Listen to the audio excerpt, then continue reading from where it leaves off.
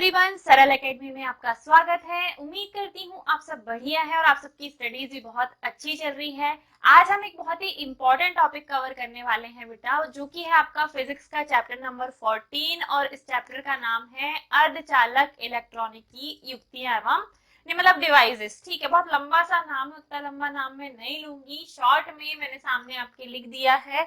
इस चैप्टर से हमें इम्पोर्टेंट क्वेश्चन कवर करने हैं, लेकिन उसके पहले मैं थोड़ा सा बेसिक आपको बता दूं कि चैप्टर आपसे कहना क्या चाह रहा है।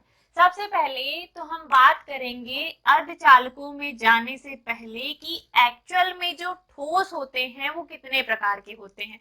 ठोस पे बेस्ड ही ये चैप्टर है और ठोस का एक प्रकार है जो कि क्या है, अर्धचालक। ठीक है, अगर हम बात करें ठोस की तो ऊर्जा बैंड सिद्धांत के अनुसार ठोस जो है वो 3 प्रकार के होते हैं। पहले होते हैं बेटा चालक, दूसरे होते हैं कुचालक और तीसरे होते हैं अर्धचालक। ठीक है, अगर हम बात करें ठोसों के प्रकार की तो ठोस 3 प्रकार के होते हैं, चालक, कुचालक और अर्धचालक। कंडक्टर, नॉन कंडक्टर और क्या बोलते से सेमीकंडक्टर। अगर हम बात करें चालकों की तो चालक वे पदार्थ होते हैं जिनमें धारा का प्रवाह बहुत आसानी से हो जाता है, और हमने 8th या 9th स्टैंडर्ड में ये डेफिनेशन पढ़ी हुई है। ठीक है, तो चालकों की अगर बात की जाए तो चालक वे पदार्थ होते हैं जो बहुत आसानी से अपने अंदर से ऊर्जा का प्रवाह हो जाने देते हैं। रीजन, तो रीजन ये है कि इनमें मुक्त इलेक्ट्रॉनों की संख्या बहुत अधिक होती है। क्या रीजन है बेटा धारा प्रवाह का? इनमें मुक्त इलेक्ट्रॉनों की संख्या बहुत अधिक होती है। ठीक है, ये रीजन है जिसके कारण चालक जो है वो अपने अंदर से ऊर्जा का प्रवाह धारा का प्रवाह हो जाने देते हैं। दूसरे होते हैं बेटा कुचालक। कुचालक वे होते हैं जिनसे धारा का प्रवाह नहीं होता, जो अपने अंदर से धारा का प्रवाह नहीं होने देते। इसका रीजन, इनमें मुक्त इलेक्ट्रॉन नहीं होते, कुछ भी मुक्त इलेक्ट्रॉन नहीं होते, मुक्त इलेक्ट्रॉन एब्सेंट होते हैं, इसलिए इनके अंदर से धारा का प्रवाह नहीं होता। तीसरे वे होते हैं जिन्हें हम कहते हैं अर्धचालक, जो कि जिनमें मुक्त इलेक्ट्रॉनों की संख्या ना तो बहुत कम होती है। अगर हम बात करें बेटा मुक्त इलेक्ट्रॉनों की तो इनकी संख्या इनमें ना तो बहुत कम है और ना ही बहुत अधिक है। कम और अधिक के बीच का इनके बीच में बैलेंस बना हुआ है, और इसी रीजन के कारण अर्धचालक सामान्य ताप पर अपने में से धारा को नहीं गुजरने देते। सामान्य ताप पर ये धारा को अपने अंदर से नहीं गुजरने देते, धारा का प्रवाह नहीं होने देते। लेकिन अगर ताप को बढ़ा दे, ताप को हम क्या कर दें बेटा, बढ़ा दें, तो ताप को बढ़ाने पर ये धारा को अपने अंदर से गुजर जाने देते हैं और इन्हें कहा जाता है अर्धचालक। और रीजन, इनमें मुक्त इलेक्ट्रॉनों की संख्या ना तो बहुत कम होती है और ना ही बहुत अधिक होती है। अब क्वेश्चन आपसे पूछेगा कि चालक, कुचालक और अर्धचालक को ऊर्जा बैंड सिद्धांत के अनुसार समझाइए। ठीक है, तो अब जिक्र होगा किसका, ऊर्जा बैंड सिद्धांत का, और उस आधार पे आपको इन तीनों को समझाना है और फिर हम पूरे चैप्टर में इसे पढ़ने वाले हैं बेटा, ये दोनों यहाँ से हट जाएंगे। तो अभी के लिए आप देखिए, चालक किसे कहेंगे, तो लगभग सभी प्रकार की धातुएं, सिल्वर, एल्यूमिनियम, जितनी भी धातुएं हैं सारी की सारी क्या होती हैं, तांबा, सब क्या है, चालक। इवन हमारा शरीर भी क्या है, चालक है। बहुत सारे अम्ल, क्षार, लवण जो है वो क्या है, चालक है। तो क्यों? क्योंकि इनमें मुक्त इलेक्ट्रॉनों की संख्या ज्यादा होती है। तो एग्जाम्पल की बात करें, उदाहरण की बात करें, तो कुछ धातुएं जो हैं, लगभग सभी धातुएं हैं जो कि क्या है, चालक है। मानव शरीर भी क्या है, चालक है। ये सब किसके एग्जाम्पल है, चालक के। अगर कुचालक की बात करें एग्जाम्पल की, तो कुचालक के एग्जाम्पल है बेटा लकड़ी, रबर, प्लास्टिक, ये सारे किसके एग्जाम्पल हैं, कुचालक के। और अगर बात करें अर्धचालक की, तो अर्धचालक का उदाहरण है जर्मेनियम, सिलिकॉन, जर्मेनियम, सिलिकॉन आदि, बहुत सारे हैं, जर्मेनियम, सिलिकॉन, एल्यूमिनियम आदि, ये सारे क्या के एग्जाम्पल है, अर्धचालकों के उदाहरण है। ठीक है, यहाँ तक मैंने सिर्फ आपको सिंपली डिफाइन किया है कि व्हाट इज चालक, कुचालक एंड अर्धचालक। वे जिनमें धारा का प्रवाह हो जाता है, जिनमें मुक्त इलेक्ट्रॉनों की संख्या बहुत अधिक होती है, उन्हें चालक कहते हैं, जिनके उदाहरण है तांबा, लगभग सभी प्रकार की धातुएं और मानव शरीर। कुचालक वे जिनमें धारा का प्रवाह होता ही नहीं, बिल्कुल भी नहीं होता, जिनमें मुक्त इलेक्ट्रॉनों की संख्या लगभग नगण्य होती है, कुचालक कहलाते हैं। एग्जाम्पल है बेटा लकड़ी, रबर, प्लास्टिक आदि, बहुत सारे हैं। ठीक है, अर्धचालकों की बात की जाए तो ये वे होते हैं जिनमें नॉर्मल टेम्परेचर पर धारा का प्रवाह नहीं होता, बट जैसे ही हम टेम्परेचर को बढ़ाते हैं ये अपने अंदर से धारा को बह जाने देते हैं, अर्धचालक कहलाते हैं। रीजन, इनमें मुक्त इलेक्ट्रॉनों की संख्या ना तो बहुत अधिक होती है और ना ही बहुत कम होती है। अब आप डिफाइन कीजिए इन तीनों को ऊर्जा बैंड सिद्धांत के अनुसार। अगर हम बात करें किसकी, ऊर्जा बैंड सिद्धांत की, जो कि आप 11th से पढ़ के आए होंगे। ठीक है, ऊर्जा बैंड सिद्धांत की बात करें तो अगर चालकों की बात हो रही है ना, ठीक है, काय की बात हो रही है, चालकों की बात हो रही है, तो चालक में ऊर्जा बैंड सिद्धांत के अनुसार जो चालन बैंड होता है और जो संयोजी बैंड होता है, संयोजी बैंड जहां बहुत सारे इलेक्ट्रॉन होते हैं, चालन बैंड जहां इलेक्ट्रॉन नहीं पाए जाते, जहां पे फ्लोइंग का काम होगा, तो चालन बैंड और संयोजी बैंड ये दोनों एक दूसरे में अतिव्याप्त होते हैं, दोनों एक दूसरे से अलग अलग नहीं होते। ठीक है, तो ऊर्जा बैंड सिद्धांत के अनुसार जब चालन बैंड और संयोजी बैंड दोनों एक दूसरे में क्या होते हैं बेटा, ओवरलैप्ड, अतिव्याप्त होते हैं, तो इस स्थिति में ना संयोजी बैंड चालन बैंड से अलग है, ना चालन बैंड संयोजी बैंड से अलग है, तो इनके बीच में जो वर्जित ऊर्जा अंतराल है वो क्या होगा, शून्य। इनके बीच कुछ ऊर्जा अंतराल होगा क्या, नहीं। दूसरे होते हैं बेटा कुचालक। कुचालक में क्या होता है, चालन बैंड अलग होता है, संयोजी बैंड अलग होता है, और चालन बैंड और संयोजी बैंड में इलेक्ट्रॉन होंगे, चालन बैंड में भी, लेकिन संयोजी बैंड और चालन बैंड के बीच बहुत ज्यादा गैप होगा, और इस गैप की जो चौड़ाई होगी वो होगी लगभग 10 इलेक्ट्रॉन वोल्ट। इसके बीच में चालन बैंड और संयोजी बैंड के बीच में वर्जित ऊर्जा अंतराल जो होता है बेटा वो होता है 10 eV, यानी कि 10 इलेक्ट्रॉन वोल्ट। ठीक है, अब आते हैं हम किस पे, अर्धचालकों पे।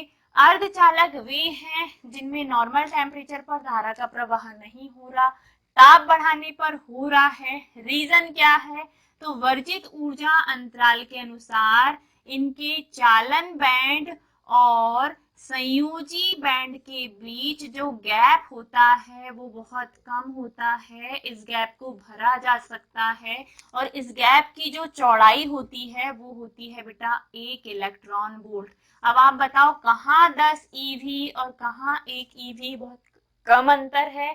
इस अंतर को भरने के लिए, यहाँ से इलेक्ट्रॉन को इधर भेजने के लिए हम क्या करते हैं, इसे गर्म करते हैं, किसे, अर्धचालक को। तो जैसे ही आप गर्म करोगे इलेक्ट्रॉन मुक्त होने चालू हो जाएंगे, और मुक्त इलेक्ट्रॉन है मतलब धारा प्रवाहित की जा सकती है। ठीक है, तो यहाँ से आपका एक क्वेश्चन बना के पूछने के पूरे चांसेस हैं। क्वेश्चन आपसे सीधे सीधे कहेगा कि चालक, कुचालक और अर्धचालक क्या है, इन तीनों को ऊर्जा बैंड सिद्धांत के अनुसार समझाइए। तो क्या समझाएंगे आप, पहले तो इनकी डेफिनेशन लिखिएगा कि चालक क्या होते हैं, इनमें क्या गुण होता है, इनके उदाहरण क्या है, और ऊर्जा बैंड सिद्धांत के अनुसार तो चालकों में धारा का प्रवाह इसलिए हो जाता है क्योंकि इनके चालन और संयोजी बैंड अलग अलग नहीं होते, ये एक दूसरे में अतिव्याप्त होते हैं, इनमें मुक्त इलेक्ट्रॉनों की संख्या बहुत ज्यादा होती है, इस वजह से चालक आसानी से धारा को प्रवाहित कर देते हैं। दूसरे होते हैं कुचालक, जिनमें चालन और संयोजी बैंड के बीच में बहुत ज्यादा गैप होता है, इनके बीच में वर्जित ऊर्जा अंतराल की जो चौड़ाई होती है वो होती है 10 इलेक्ट्रॉन वोल्ट। गैप ज्यादा होने के कारण इनमें मुक्त इलेक्ट्रॉन नहीं पाए जाते, लगभग नगण्य होते हैं, और इसीलिए अपने अंदर से धारा को गुजरने नहीं देते। तीसरे होते हैं बेटा अर्धचालक, वे जिनमें धारा का प्रवाह होता है, लेकिन कब, जब आप ताप को बढ़ा देते हो, उदाहरण है जर्मेनियम, सिलिकॉन, और भी बहुत सारे एग्जाम्पल आगे आपको पढ़ने को मिलेंगे, क्योंकि पूरे चैप्टर में हमें किसको पढ़ना है, चालकों को, अर्धचालकों को पढ़ना है। अब बात की जाए चालन बैंड और संयोजी बैंड के बीच वर्जित ऊर्जा अंतराल की, तो इनके बीच में जो गैप पाया जाता है, जो ऊर्जा अंतराल होता है, वो होता है बेटा 1 इलेक्ट्रॉन वोल्ट।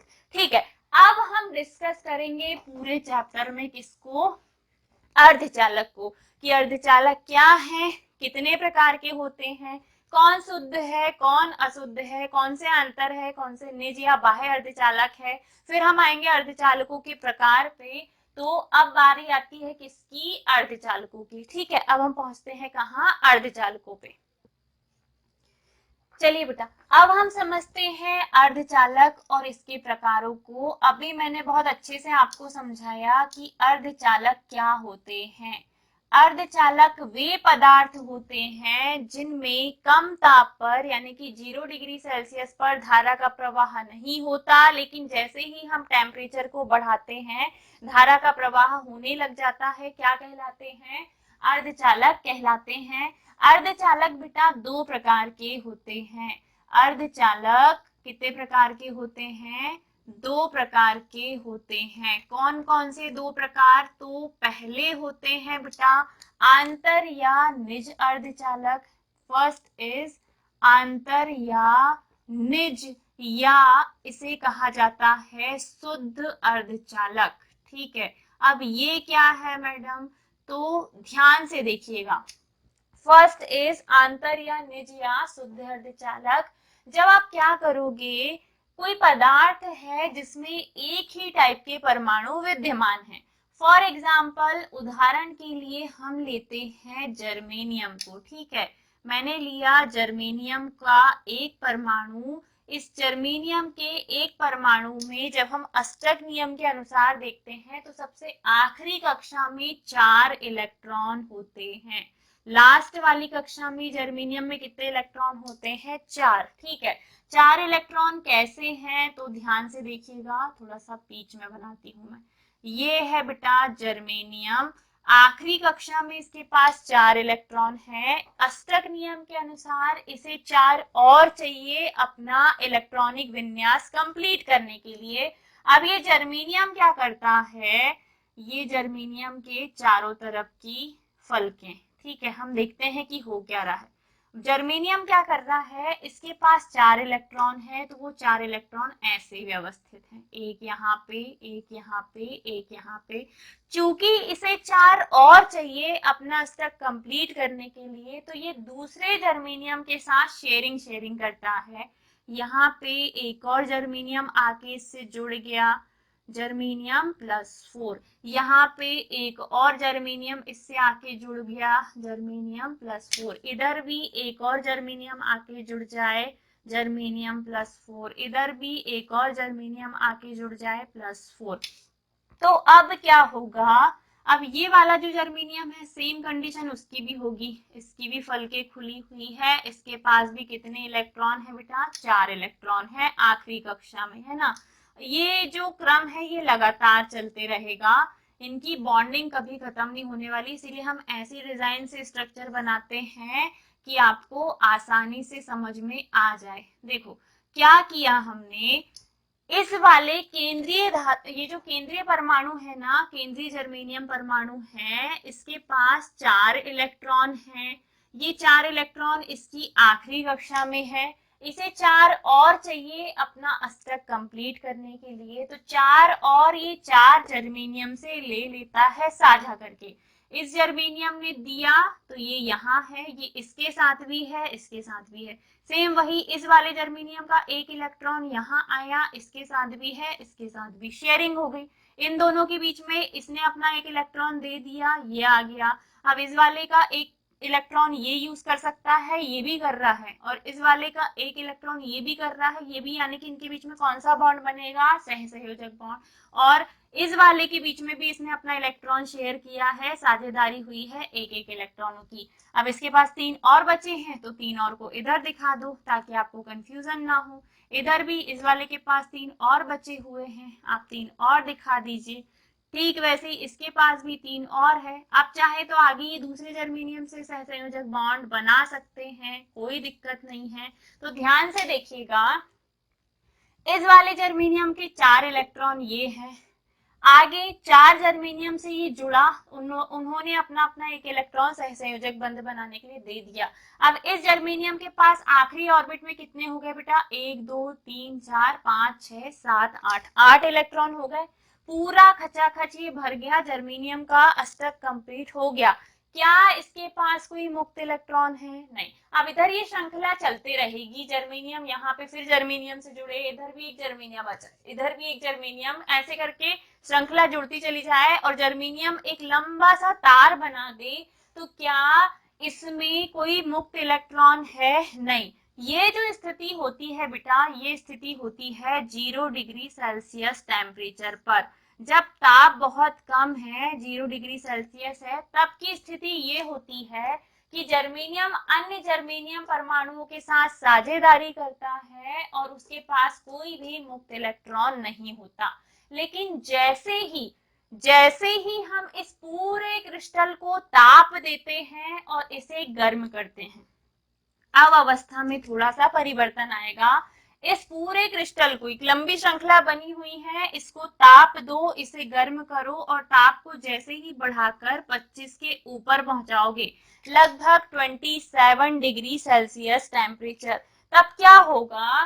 तब होगा ये कि ताप देते से ही ऊष्मीय प्रक्षोभ के कारण ये जो सहसंयोजक बंध बने हुए हैं, इनके आपस में शेयरिंग खेल रहे हैं कि भैया मेरे पास एक है, तू अपना एक दे, अपन दोनों के बीच में दो हो जाएंगे। इधर भी वही सेम कहानी, इधर भी वही। इनने एक दूसरे को दिए नहीं है, इनने आपस में शेयरिंग किए है, साझेदारी की, ये इलेक्ट्रॉन मेरा भी है तुम्हारा भी है, ये वाला मेरा भी है तुम्हारा भी है, ताकि इसका भी अष्टक कंप्लीट हो जाए, इसका भी हो जाए, इसका भी हो जाए, और पूरी श्रृंखला में सारे जर्मेनियम परमाणु एक दूसरे से संतुष्ट हो जाए। इनके आखिरी कक्षा में कितने इलेक्ट्रॉन हो जाए? 8 इलेक्ट्रॉन हो जाए। ठीक है, 8 इलेक्ट्रॉन हो गए तो अब जर्मेनियम को इलेक्ट्रॉन की जरूरत नहीं है, सब बिल्कुल परफेक्टली बॉन्डिंग बना के जुड़े हुए हैं, इनका अष्टक कंप्लीट है।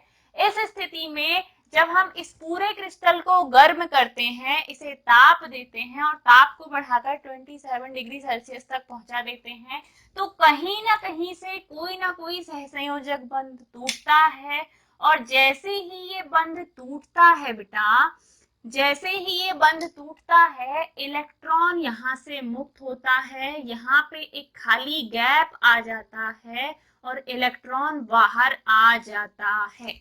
ठीक है, खाली गैप आ गया और इलेक्ट्रॉन क्या हो गया? बाहर निकल गया। ये इलेक्ट्रॉन बाहर आ चुका है। ये है बेटा क्या? इलेक्ट्रॉन। ये है इलेक्ट्रॉन, लेकिन कौन सा इलेक्ट्रॉन है? ये मुक्त इलेक्ट्रॉन। और ये जो खाली जगह दिख रही है, इस खाली जगह को कहा जाता है बेटा होल या कोटर। आप धनावेश भी कह सकते हो। जो खाली गैप है उसे होल या कोटर कहते हैं। और ऊष्मीय प्रक्षोभ यानी कि गर्म करने के कारण एक इलेक्ट्रॉन यहाँ से बाहर आ जाता है, जिसे कहा जाता है मुक्त इलेक्ट्रॉन। और जब ये चेन लंबी होगी तो एक एक करके इलेक्ट्रॉन मुक्त होते चलेंगे और यहाँ पे मुक्त इलेक्ट्रॉन की संख्या बढ़ जाएगी। और जैसे ही मुक्त इलेक्ट्रॉन की संख्या बढ़ेगी, आप इस चालक तार में धारा प्रवाहित कर सकते हैं। तो आंतर या निज या शुद्ध अर्धचालक वे अर्धचालक होते हैं, ये वे अर्धचालक होते हैं जिनमें एक परमाणु दूसरे अपने ही जैसे परमाणुओं के साथ साझेदारी करता है। फॉर एग्जांपल जर्मेनियम जब जर्मेनियम के साथ ही साझेदारी करे, अगर किसी दूसरे के साथ करेगा, जैसे जर्मेनियम एल्यूमिनियम के साथ करे, बोरॉन के साथ करे, तो परमाणु बदल जाएंगे। ठीक है, अशुद्धि मिला दिया आपने, तो वे दूसरे अर्धचालक होंगे, जिसे हम सेकेंड टाइप में देखेंगे। लेकिन अभी के लिए निज या शुद्ध अर्धचालक वे अर्धचालक होते हैं जब समान परमाणु आपस में साझेदारी करते हैं और मिलकर एक क्रिस्टल बनाते हैं, जिनमें साझेदारी के बाद कोई भी मुक्त इलेक्ट्रॉन नहीं बचता। ऐसी स्थिति में जब इस क्रिस्टल को ताप देकर गर्म किया जाता है, तो ऊष्मीय प्रक्षोभ के कारण कहीं से सहसंयोजक बंध टूटते हैं और जैसे ही सहसंयोजक बंध टूटते हैं, इलेक्ट्रॉन मुक्त होता है। इलेक्ट्रॉन की जगह होल या कोटर या विबर ले लेते हैं जो कि धनावेशित कण है, खाली गैप जिसे आप होल या कोटर कहेंगे या विबर कहेंगे, और जो इलेक्ट्रॉन बाहर आता है वो मुक्त इलेक्ट्रॉन होता है। ऐसे करके इस लंबी चेन में, एक लंबी चेन होगी, पदार्थ है, तार है, तो तार में एक परमाणु होगा क्या, ढेर सारे परमाणु आपस में कनेक्टेड होते हैं, तो यहाँ पर इलेक्ट्रॉन मुक्त होते चलेंगे, पूरी श्रृंखला में ढेर सारे इलेक्ट्रॉन मुक्त हो जाएंगे, और जब इलेक्ट्रॉन मुक्त होते हैं तो वही विद्युत धारा के प्रवाह के लिए उत्तरदायी होते हैं। मतलब अब आप इस अर्धचालक वाले चालक तार में धारा का प्रवाह कर सकते हैं। आई होप आपको ये चीजें क्रिस्टल क्लियर हो गई होंगी कि क्या है आंतर या निज या शुद्ध अर्धचालक। ठीक है,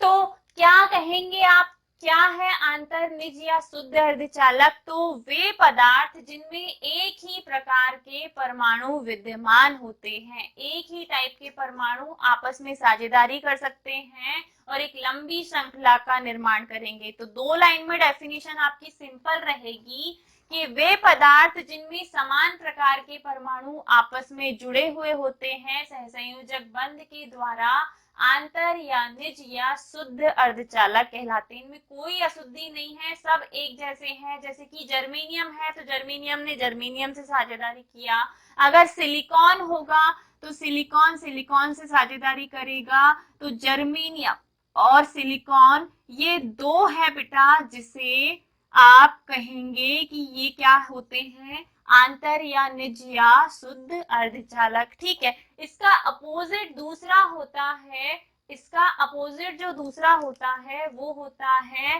बाह्य अर्धचालक, बाह्य अर्धचालक जिसे अशुद्ध अर्धचालक भी कहते हैं।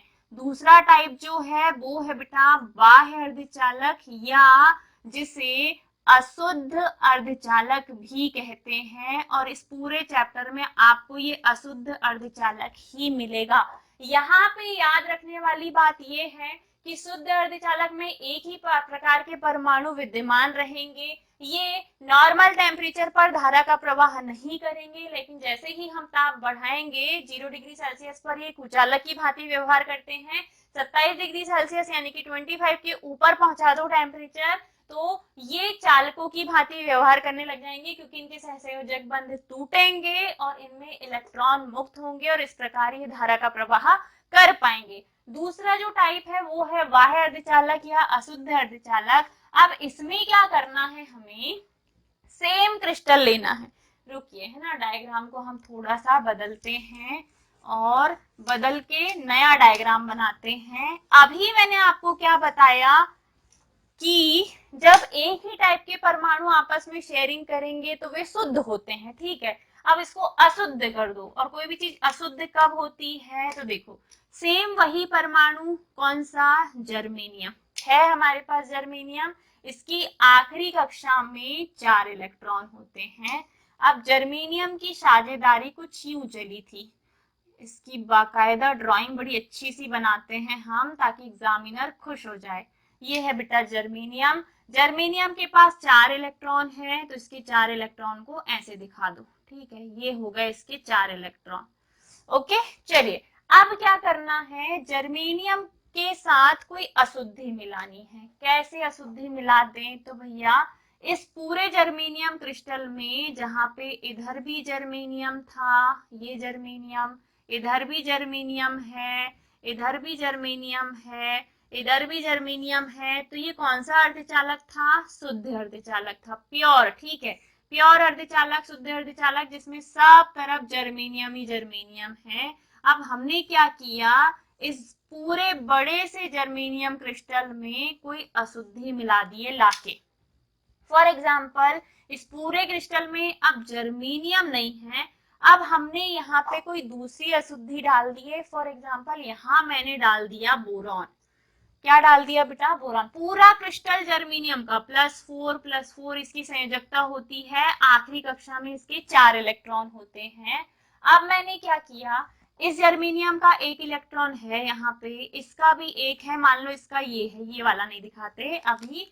अब मैं जो दिखा रही हूँ इलेक्ट्रॉन, ये वाले जर्मेनियम का एक है, ये वाले का एक है, इसका एक है, इसका एक है, जर्मेनियम का इलेक्ट्रॉन आपको दिख रहा है। बी बोरॉन परमाणु क्रमांक होता है 35। बोरॉन का परमाणु क्रमांक कितना होता है, डाला है मैंने, ब्रोमीन का बोल दिया। बोरॉन का परमाणु क्रमांक होता है कितना, 5। बोरॉन का परमाणु क्रमांक 5 है, मतलब इसकी पहली कक्षा में होंगे 2 इलेक्ट्रॉन और दूसरी कक्षा में होंगे 3 इलेक्ट्रॉन, तो इसकी संयोजकता कितने की होगी, 3 की होगी। मतलब इसके पास आखिरी ऑर्बिट में केवल 3 ही इलेक्ट्रॉन है। अब जब ये साझेदारी करने पे आया, बोरॉन साझेदारी करने पे आया, तो एक इसने दे दिया बेटा जर्मेनियम को, यहाँ पे शेयरिंग हो गई। एक इसने दे दिया इस जर्मेनियम को ताकि ये इसको दे सके, एक इसने दे दिया इस जर्मेनियम को। अब इसके पास इलेक्ट्रॉन है क्या देने के लिए, नहीं, तो एक जगह जो होती है वो खाली रह जाती है जहां के इलेक्ट्रॉन की पूर्ति बोरॉन नहीं कर पाता। अब आप इसको ऐसे समझिए कि जब हम शुद्ध जर्मेनियम क्रिस्टल में, ये पूरा शुद्ध जर्मेनियम क्रिस्टल था, इसमें कोई ऐसा तत्व डाल दें जो इसकी संयोजकता की पूर्ति नहीं कर पा रहा है, जैसे कि बोरॉन एक त्रिसंयोजी तत्व है। अब त्रिसंयोजी तत्व जब हमने अशुद्धि के रूप में डाला तो इसने 3 इलेक्ट्रॉन तो दे दिया, लेकिन चौथा देने के लिए इसके पास नहीं है। तो जहां ये नहीं दे पाता ना, वहां पे खाली जगह रह जाती है, रिक्त जगह रह जाती है। इस रिक्त जगह को कहा जाता है बेटा होल या विवर। ठीक है, होल या विवर, मतलब जहां पे आना चाहिए था इलेक्ट्रॉन, वहां आ जाता है होल यानी कि धनावेश। क्यों, क्योंकि इसके पास इलेक्ट्रॉन है ही नहीं देने के लिए। दूसरी तरफ क्या करो, ऐसा ही सेम क्रिस्टल लो और इस क्रिस्टल में, मैं इसी को आगे बढ़ा देती हूँ लेकिन वो अलग क्रिस्टल है, ये याद रखना, ठीक है। अब क्या करो, दूसरी तरफ ऐसे ही तत्व में आप क्या कीजिए, ये दूसरा है, हाँ इसके साथ इमेजिन मत करना आप, या फिर इसी डायग्राम से समझते हैं कि क्या कीजिए। अभी हमने क्या किया, शुद्ध जर्मेनियम क्रिस्टल में एक ऐसा तत्व डाला जिसकी संयोजकता कितनी है, 3, यानी कि कौन सा परमाणु डाल दिया, त्रिसंयोजी परमाणु अशुद्धि के रूप में डाल दिया। तब जो अर्धचालक बना उसमें क्या प्राप्त हुआ, एक होल या विवर हमें मिल रहा है। यहाँ पे इलेक्ट्रॉन शेष रह रहा है क्या, नहीं। तब इस प्रकार के अर्धचालक को कहा जाता है बेटा पी प्रकार का अर्धचालक। कौन सा अर्धचालक, पी प्रकार का अर्धचालक। तो सबसे पहले आप समझिए कि बाह्य अर्धचालक या अशुद्ध अर्धचालक क्या है। जब एक समान प्रकार का, मतलब ऐसा पदार्थ जिसमें सभी एक जैसे परमाणु थे, हम उनमें किसी तत्व को अशुद्धि के रूप में मिला दें, तब जो अर्धचालक प्राप्त होते हैं वो अशुद्ध अर्धचालक होते हैं। तब जब आपने एक समान प्रकार के परमाणु से बने किसी शुद्ध क्रिस्टल में किसी तत्व को अशुद्धि के रूप में मिला दिया, तब ऐसे अर्धचालकों को बाह्य या अशुद्ध अर्धचालक कहते हैं। बाह्य या अशुद्ध अर्धचालक बेटा 2 प्रकार के होते हैं। पहले होते हैं पी प्रकार के अर्धचालक और दूसरे होते हैं एन प्रकार के अर्धचालक। पी प्रकार का मैंने आपको बताया अभी, जब शुद्ध जर्मेनियम क्रिस्टल में हम त्रिसंयोजी परमाणु को अशुद्धि के रूप में मिलाएं, तब जो अर्धचालक प्रकार का प्राप्त होता है वो होता है पी प्रकार का अर्धचालक। क्यों, क्योंकि इसमें धारा के प्रवाह के लिए मुक्त इलेक्ट्रॉन नहीं होते, इसमें मुक्त क्या होते हैं, होल या विवर। क्यों, क्योंकि यहाँ इलेक्ट्रॉन की क्या रह गई है, कमी रह गई है। इस स्थिति में यहाँ धारा का प्रवाह किसके कारण होगा, यहाँ धारा का प्रवाह होल या विवर के कारण होगा। इसीलिए इन अर्धचालकों को पी प्रकार का अर्धचालक कहते हैं। दूसरा होता है बेटा एन प्रकार का अर्धचालक। जब इसी शुद्ध जर्मेनियम क्रिस्टल में हम क्या करें, किसी दूसरे तत्व को अशुद्धि के रूप में मिलाएं, त्रिसंयोजी को यहाँ से हटाओ और यहाँ पे किसी पंच संयोजी तत्व को अशुद्धि के रूप में मिला दो। पंच संयोजी फॉर एग्जाम्पल क्या होता है, फास्फोरस। फास्फोरस जो होता है उसका परमाणु क्रमांक होता है 15, पहली में 2, दूसरी में 8, तीसरी में कितने बचेंगे, 5। ठीक है, आखिरी ऑर्बिट में कितने हैं, 5। तो 5 इलेक्ट्रॉन इसके पास है। अब आप देखो यहाँ पे मैंने लिया फास्फोरस, इसकी आखिरी कक्षा में 5 इलेक्ट्रॉन है। 5 में से एक इसने यहाँ दिया, दूसरा यहाँ दिया, तीसरा यहाँ दिया, चौथा यहाँ दे दिया, तो एक इलेक्ट्रॉन इसके पास बच जाएगा। जो एक इलेक्ट्रॉन बच जाएगा वो इसको यहीं छोड़ देगा। क्यों? क्योंकि इसका तो अष्टक कंप्लीट हो गया। एक जर्मेनियम के साथ साझेदारी से, एक फिर जर्मेनियम, फिर एक जर्मेनियम, तो आखिरी कक्षा में इसके पास कितने इलेक्ट्रॉन हो गए? 2, 4, 6 और 8। 8 हो गए, तो इसको एक आसानी से छोड़ने में कोई कठिनाई है क्या? नहीं। ऐसी स्थिति में जब हम जर्मेनियम क्रिस्टल में किसी पंच संयोजी तत्व को अशुद्धि के रूप में मिला दें, तो पंच संयोजी तत्व में सहसंयोजक बंध बनाने के बाद एक इलेक्ट्रॉन रिक्त रह जाता है, और इस एक इलेक्ट्रॉन को कहा जाता है बेटा मुक्त इलेक्ट्रॉन। क्या बच गया यहाँ पे? मुक्त इलेक्ट्रॉन बच गया। जबकि अभी जब मैंने पी प्रकार का बताया था तो वहां पे इलेक्ट्रॉन की क्या रह गई थी? कमी। इलेक्ट्रॉन की कमी रह जाने के कारण उसे कहा गया था बेटा पी प्रकार का अर्धचालक। पॉजिटिव है ना उसमें, पॉजिटिव कौन है? होल या विवर। तो चूंकि यहाँ पे धारा का प्रवाह पॉजिटिव चार्ज के कारण होता है, यहाँ मुक्त इलेक्ट्रॉन नहीं होते बल्कि मुक्त होल या विवर होते हैं, इसीलिए इन्हें पी प्रकार का अर्धचालक कहते हैं। और ये कब बनते हैं? जब हम त्रिसंयोजी तत्व को अशुद्धि के रूप में मिला दें। एन प्रकार का अर्धचालक कब बना? जब शुद्ध जर्मेनियम क्रिस्टल में पंच संयोजी परमाणु को अशुद्धि के रूप में मिला दें तो मुक्त इलेक्ट्रॉन शेष रह जाते हैं। इलेक्ट्रॉन शेष हैं तो धारा का प्रवाह भी कौन करेंगे? इलेक्ट्रॉन। इलेक्ट्रॉन यानी कि कौन सा चार्ज? Negative charge. इसीलिए इन अर्धचालकों को एन प्रकार का अर्धचालक कहते हैं।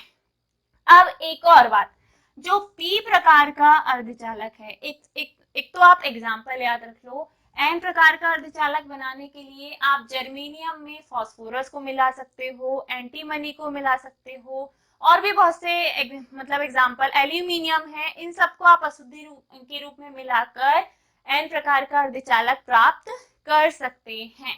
इनमें अंतर बहुत ज्यादा पूछा जाता है बेटा कि पी और एन प्रकार के अर्धचालकों में अंतर स्पष्ट कीजिए। तो आपको अंतर यहीं से देख के बनाना है। कैसे? पी प्रकार का अर्धचालक तब बना जब शुद्ध जर्मेनियम क्रिस्टल में त्रिसंयोजी तत्व को अशुद्धि के रूप में मिलाया। फॉर एग्जाम्पल मैंने लिया था किसका? फास्फोरस का। फास्फोरस। दूसरा, एन प्रकार का अर्धचालक तब बना जब शुद्ध जर्मेनियम क्रिस्टल में पंच संयोजी तत्व को अशुद्धि के रूप में मिलाया गया। मैडम गलत सलत मत बताओ, मैंने यहाँ पे बोरॉन लिया था, ठीक है। त्रिसंयोजी तत्व में किसका एग्जाम्पल लिया है? बोरॉन का। और पंच संयोजी तत्व में फास्फोरस, एल्यूमिनियम, एंटीमनी, आप किसी को भी ले सकते हो अशुद्धि के रूप में। पी में क्या होते हैं बेटा? पी में होते हैं होल। एन में क्या होते हैं? इलेक्ट्रॉन। होल है मतलब इसे इलेक्ट्रॉन चाहिए, इसीलिए इसे ग्राही अर्धचालक भी कहते हैं। एन है मतलब इसके पास एक्स्ट्रा इलेक्ट्रॉन है, ये आसानी से दे सकता है, इसीलिए इसे दाता कहते हैं। पी इलेक्ट्रॉन लेगा इसीलिए ये ग्राही अर्धचालक कहलाता है। एन इलेक्ट्रॉन देगा इसीलिए ये दाता अर्धचालक कहलाता है। इसमें आवेश वाहकों के रूप में होलों की संख्या ज्यादा होती है, इसमें आवेश वाहकों के रूप में इलेक्ट्रॉनों की संख्या ज्यादा होती है। यहाँ तक क्लियर? क्या क्या मैंने समझा दिया अभी आपको मैंने चालक, कुचालक, अर्धचालक बहुत अच्छे से एक्सप्लेन कर दिया। वर्जित ऊर्जा अंतराल के आधार पर उनकी जो ऊर्जा बैंड है उसकी चौड़ाई भी बता दी। आगे मैंने आपको बताया है क्या अर्धचालक क्या होते हैं, ये कितने प्रकार के होते हैं। तो अर्धचालक दो प्रकार के होते हैं। पहले होते हैं आंतरनिज या शुद्ध अर्धचालक, दूसरे होते हैं बाह्य अर्धचालक जिसे अशुद्ध अर्धचालक भी कहते हैं।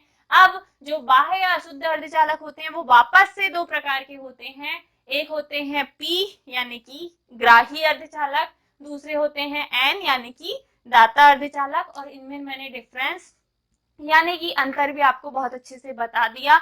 आगे हम कवर करेंगे बेटा पी एन संधि डायोड, मतलब इन दोनों को मिलाकर आपको एक डायोड बनाना है। डायोड जब बनाओगे तो वहां पे मैं आपको अवक्षय पर्त, विभव प्राचीर, अर्ध तरंग दृष्टिकारी, पूर्ण तरंग दृष्टिकारी ये सब बताने वाली हूँ। आज के लिए इतना पर्याप्त है। अच्छे से एक बार और रिवाइज कर लेना। थोड़ा सा फास्ट पिच रखा है मैंने क्योंकि अब एग्जाम में टाइम नहीं बचा है और जिन जिन चैप्टर की डिमांड आ रही है मैं फटाफट वही कवर करवा रही हूँ। ठीक है, तो वीडियो कैसा लगा कमेंट करके जरूर बताइएगा। कोई कमी रह गई हो तो आप वो भी बेझिझक बता सकते हो, हमारे बच्चे कोई दिक्कत नहीं, हमको बिल्कुल बुरा नहीं लगेगा। सपोर्ट कर सकते हो तो प्लीज ज्यादा से ज्यादा सपोर्ट करो। वी नीड योर सपोर्ट, आपके सपोर्ट की हमें सबसे ज्यादा जरूरत है। फाइनेंशियली कैपेबल हो तो आप उस वे में भी हमें सपोर्ट कर सकते हैं, क्यूआर आपके सामने आता रहता है। आई होप आज जितना भी हमने पढ़ा है बेसिक समझ में छोड़ मत देना, यहाँ से कुछ ना कुछ आपको फाइनल में देखने को मिलेगा। इकलौता चैप्टर है जो अलग से अलग एमपी बोर्ड का अगर मैं बात करूं तो 7 नंबर का है। 7 नंबर में 2 नंबर का क्वेश्चन, लेकिन 5 ऑब्जेक्टिव आते हैं। और जो ऑब्जेक्टिव होते हैं बेटा, ऑब्जेक्टिव का मतलब ये नहीं कि सिर्फ objective, fill in the blank हो, वन वर्ड हो, सही जोड़ी हो, सही विकल्प, कुछ भी, वन लाइनर जो फैक्ट है इससे 5 नंबर के आते हैं और वो आते हैं थ्योरी के अंदर से ही, और बनेंगे जब आप डिटेल अच्छे से पढ़ोगे। ठीक है, तो आई होप आप अच्छे से डिटेल में से कवर करेंगे। अगर वीडियो अच्छा लगा हो तो कमेंट करके जरूर बताइएगा। मिलते हैं अगले वीडियो में। Tata bye bye, take care, Radhe Radhe.